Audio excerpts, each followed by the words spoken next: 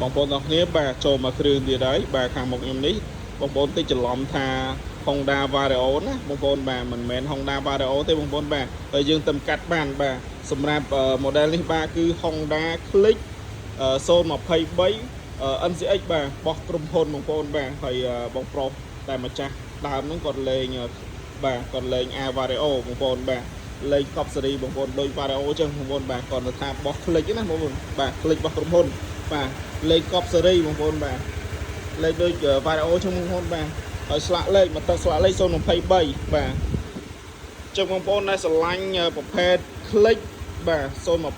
ស៊ីន125បងប្អូនអាចចេញមកមើលបានប្រើ Smart Key បងប្អូនលេងហើយកប់សេរីបាទលេងបាទលេងអស់បងប្អូនបាទលេងអស់លេងមកបាទដៃប្រាំងនេះស្អាតទៀតបងប្អូនអែមបងប្អូនបាទ